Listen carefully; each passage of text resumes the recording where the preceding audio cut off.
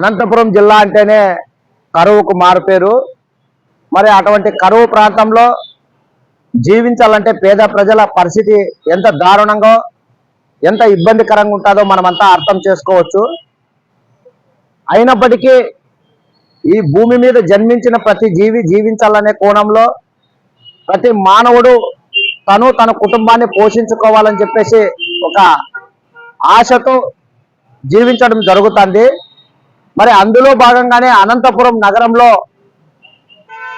Municipal office పక్కన KSR బాలికల junior కళాశాల కాంపౌండ్ సమీపంలో దాదాపు 20 నుంచి 25 సంవత్సరాలుగా ఇక్కడున్నటువంటి పేదలు చిన్న చిన్న తినుబండరాలు లేకుంటే వ్యాపార తోపుడు బండ్లు పెట్టుకొని జీవించడం జరుగుతుంది. అంటే ఇక్కడ ఉన్నోళ్లే కాదు, వీళ్ళ పెద్దలు అంటే వీళ్ళ తల్లిదండ్రులు పెట్టుకున్నటువంటి వ్యాపారాన్ని అదే జీవనాధారంగా, అదే బతుకు తెరువుగా ఇప్పటికీ జీవించడం కూడా జరుగుతుంది. మరి అటువంటి సందర్భంలో ఉన్నట్లుండి గత 3-4 రోజులుగా ట్రాఫిక్ పోలీసులు మీరంతా ఖాళీ చేయాలి, ఇక్కడ ఎవరు ఉండకూడదు అనే రకంగా ఇబ్బందులు పెట్టుతూ వాళ్ళని వేధించడము లేకుంటే భయపెట్టే తరహాలో కూడా మాట్లాడడం అనేది కూడా జరుగుతుంది. ఎందుకు ఇలా చేస్తున్నారని చెప్పేసి అడిగితే ఇక్కడున్నటువంటి కొన్ని వ్యాపార కేంద్రాలకు లేకుంటే ప్రజలకు సౌకర్యంగా ఉంచడానికి ఇక్కడ కార్ పార్కింగ్ సెంటర్ని నెలకొల్పుతామని చెప్పేసి స్వయాన పోలీసులే చెప్పడం జరుగుతుంది. మరి ఈ పేద ప్రజలేమో ఎన్నో ఏళ్లుగా జీవిస్తున్నటువంటి మా వ్యాపారం కనుమరుగు కావడము లేకుంటే మా జీవితాలు రోడ్డును పడితే మాకు దిక్కెవరు అని చెప్పేసి నిన్నటి దినం మున్సిపల్ కమిషనర్ గారిని మరియు ఆర్ఎన్బి ఎస్సీ గారిని కూడా కలవడం జరిగింది. మరి వాళ్ళు చెప్పిన రీతిలో చూస్తే వాళ్ళు దాటవేసే విధంగా మాట్లాడడం అనేది చాలా బాధ అనిపిస్తుంది. మరి ఇప్పటికైనా మున్సిపల్ కమిషనర్ గారే కానీ, ఆర్ఎన్బి గారు కానీ, లేకుంటే జిల్లా కలెక్టర్ గారు కానీ వెంటనే స్పందించి ఎమ్మెల్యే గారు కూడా ఈ విషయం పైన ఆలోచన చేసి గతంలో ఎంతమంది అయితే ఇక్కడ వ్యాపార కేంద్రాలుగా ఏర్పాటు చేసుకొని తోపుడు బండ్లు పెట్టుకొని జీవిస్తున్నారో వాళ్ళందరినీ ఏ ఒక్కరిని ఇక్కడ నుంచి కదిలించుకోకుండా వాళ్ళకు కొన్ని పరిమితులు ఏర్పాటు చేసినా మాకు అభ్యంతరం లేదు, ఇక్కడే వాళ్ళ వ్యాపారాలు చేసుకొని జీవించడానికి అవకాశం కల్పించాలని చెప్పేసి ఈరోజు మేము కుల ప్రజా సంఘాలుగా ప్రజాస్వామిక వాదులుగా మేము మాట్లాడడం జరుగుతుంది. మరి అలాగే గతంలో మున్సిపల్ కమిషనర్ గారు ఎవరు ఎటువంటి అభ్యంతరాలు తెలియజేయలేదు. ఈ మధ్య రోడ్డు వేసినారు కాబట్టి వాళ్ళు ఇక్కడ రోడ్డుకు వచ్చి మార్కింగ్ ఇచ్చి మేము ఎంత లిమిట్స్ లో ఉండాలో, ఏ రకంగా షరతులు విధిస్తారో వాటిని మేము అతిక్రమించుకోకుండా మేము వ్యాపారం చేసుకుంటామని చెప్పి ఇక్కడున్నటువంటి ప్రతి ఒక్కరూ మాట్లాడడాన్ని కూడా గుర్తు పెట్టుకొని వాళ్ళకి ఇక్కడే వ్యాపారం చేసుకోవడానికి అవకాశం కల్పించాలని కూడా మేము తెలియజేయడం జరుగుతుంది. వీళ్ళు ఊరికే ఇక్కడ వ్యాపారాలు చేసుకొని కూడా జీవించలేదు. వాళ్ళు 10 రూపాయల నుంచి 20 రూపాయలు, 50 రూపాయలు, 100 రూపాయలు దినసరిగా గేటు కూడా ఎన్నో ఏళ్లుగా కట్టి వీళ్ళు జీవిస్తున్నారు వ్యాపారం చేసుకుంటూ. మరి అట్లాంటి వాళ్ళని మీరు ఉన్న ఫలంగా ఇక్కడ నుంచి వెళ్ళిపోండి అనే చెప్పడంతో వాళ్ళ బతుకులు రోడ్డును పడతాయి తప్ప ఇది వాళ్ళకి ప్రయోజనం లేకోకుండా పోతుంది అనేది మీరు గ్రహించాలని చెప్పేసి మేము తెలియజేయడం జరుగుతుంది. కాబట్టి ఇప్పటికైనా కమిషనర్ గారు కానీ మరియు ఆర్ఎన్బి వాళ్ళైనా లేదంటే జిల్లా కలెక్టర్ అయినా మరోసారి తెలియజేస్తున్నాము, మా జీవన విధాన స్థితిగతులను మీరు గుర్తించుకొని ఖచ్చితంగా మా వ్యాపారాలు ఇక్కడే చేసుకోవడానికి అవకాశం కల్పించాలని చెప్పేసి కూడా మేము కోరుకుంటున్నాం.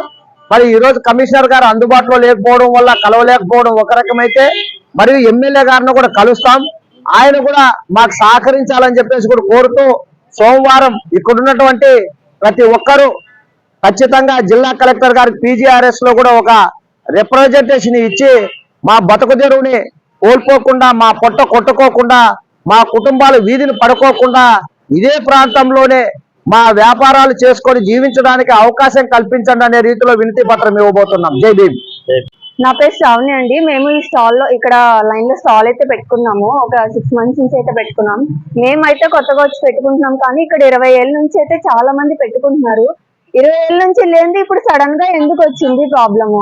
ఇది ఇప్పుడు ఇలా పెట్టుకుంటున్నారు, ఓకే, ముందుగా అయినా చెప్పాలి కదా, ఎవరైనా కానీ ముందు వచ్చి చెప్పాలి, మేము ఇలా చేస్తున్నాం అలా చెప్పకుండా ఏది ముందు వచ్చి తీసేయండి వెంటనే ఇప్పుడు నుంచి పెట్టద్దు అంటే సడన్ గా ఇప్పుడున్న 50 కుటుంబాల దాకా పెట్టుకుంటున్నామండి. 50 కుటుంబాలు ఒకటేసారి రోడ్డు మీద పడతాయి. ఏం చేయాలండి ఎవరైనా కానీ చెప్పండి, నాకు అర్థం కావట్లేదు. ఏం చేయాలనేది తెలియట్లేదు మాకైతే. ఒకటేసారి 50 కుటుంబాలు రోడ్డు మీద పడేస్తున్నారు గవర్నమెంట్ వాళ్ళు. మాకు ఏదో ఒకటి ఆన్సర్ చెప్పండి, ఏదో ఒకటి మాకు తెలియచేయండి. ఇది కాకుండా మీకు వేరేది ఇస్తాము, వేరేది చేస్తాము అలా అయినా లేదు.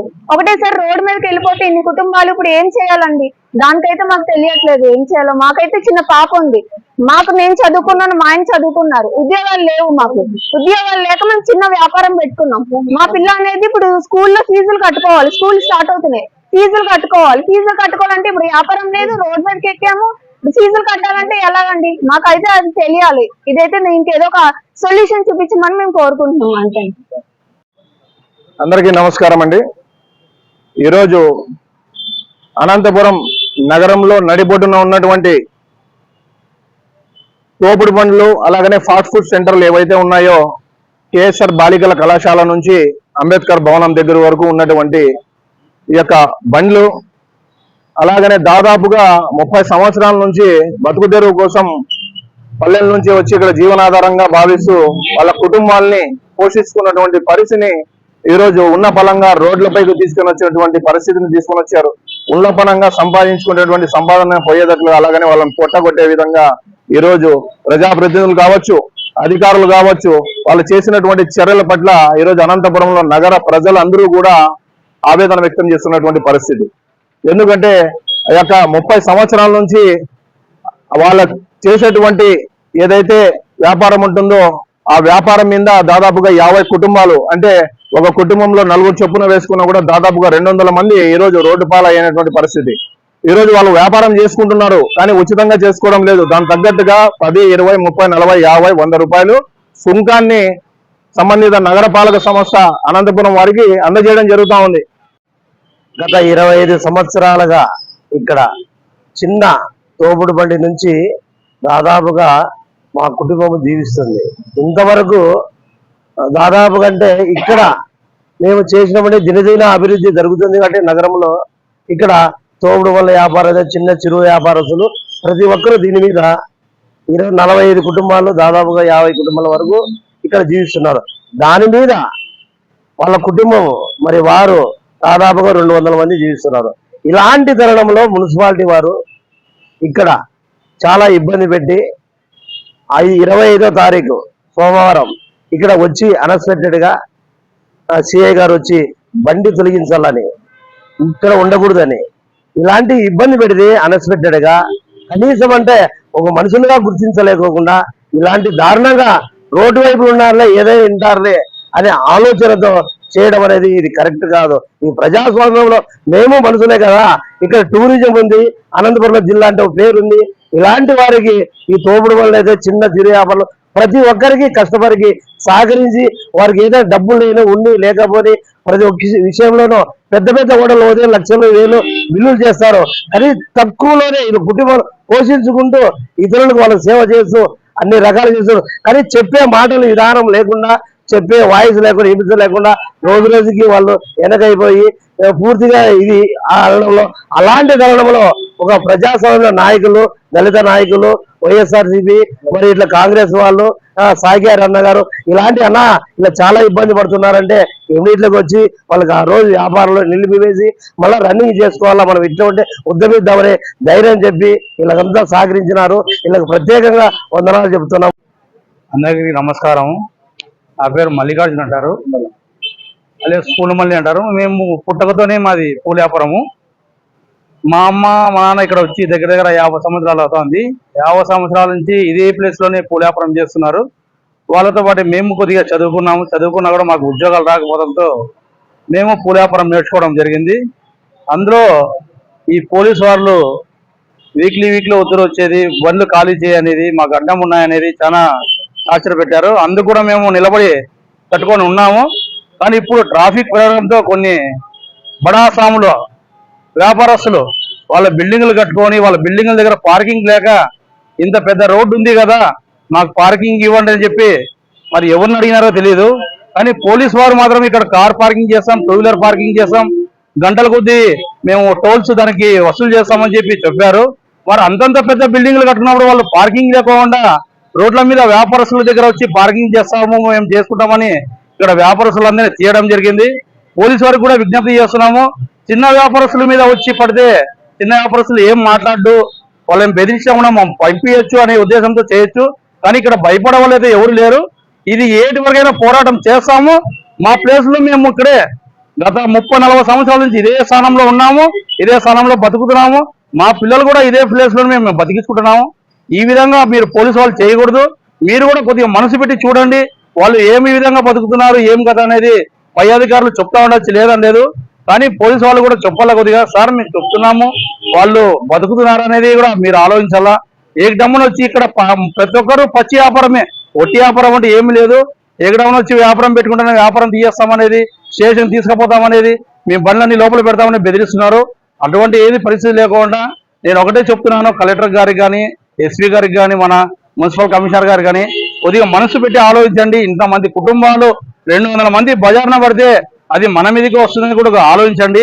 అట్లే ఎమ్మెల్యే అన్నగారికి నేను రిక్వెస్ట్ చేసుకుంటున్నాను, అన్న దగ్గర 40 సంవత్సరాల నుంచి ఇక్కడ సంసారాలు చేసుకుంటూ బతుకుంటూ ఉన్నారు, అటువంటి వాళ్ళని రోడ్డు మీద వేయద్దని చెప్పి మనస్ఫూర్తి కోరుకుంటున్నాను.